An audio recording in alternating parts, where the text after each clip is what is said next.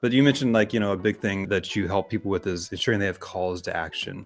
So I'm big on, I'm a writer, I'm an editor, like I'm big on calls to action as well. So one of my questions for you was, do you counsel people with regard to like what those calls to action are? Do you say you should really have one major call to action that is on all of your blog posts, or you should mix it up depending on what you're doing? Like would you counsel someone with something like that? So I think it depends on each piece of content or each blog post and like what the mindset is that you're expecting and what the outcome is that you're expecting. It's like a conversation, right? I mean, the person on the other end is a person and they've got things that they're interested in and so on. And maybe they've come to a particular blog post because of that particular content. And as I said, I'm a big fan of calls to action. And I mean, a link can be a call to action, right? You just link to another piece of your content or your products. I mean, obviously, if you're talking about products, then links to where people can find those products is really important. I don't think that there should be a set place where you have a call to action. I mean, obviously, okay, at the bottom of the page, you might do that. But as I said earlier, I also think that if you have some sort of awareness or feel for where people might be saying, that's interesting, I'd like to learn more about that, then put a call to action there. Or have a sidebar where you've got our most popular blog posts, that kind of stuff, where you can get little widgets and embed them to do that kind of stuff,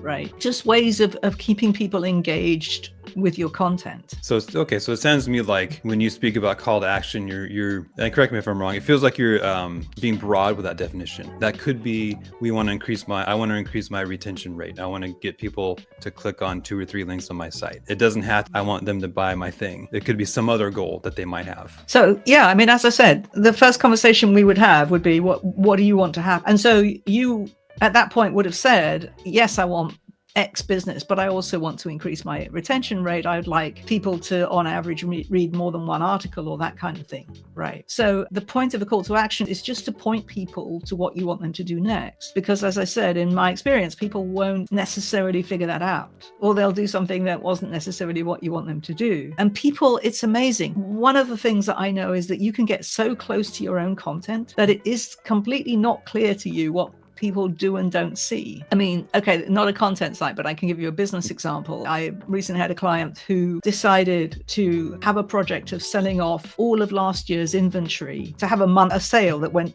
for a month, to sell off all of his last year inventory so that he could move on to the incoming product. And he couldn't understand why the sales page for this monthly sale, which, was on its own page, wasn't getting a lot of traffic.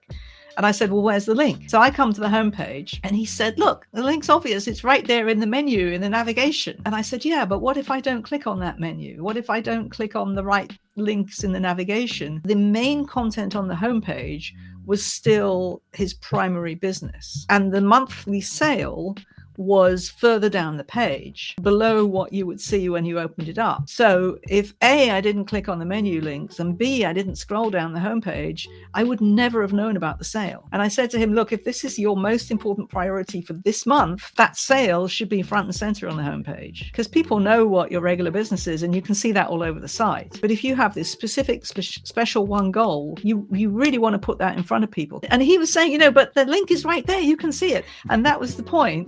Where all your content is and where all your links are, but it's really important to remember that somebody who's seeing your site for the first time doesn't have that. Yeah, that's so in my job, I'm an editor, I'm a writer, and that is something I stress as well all the time is you can get, like I said, too close to your own content and you know exactly what you mean and you know exactly what everyone else should do, but the problem is none of us has ESP. That's right. That's the problem.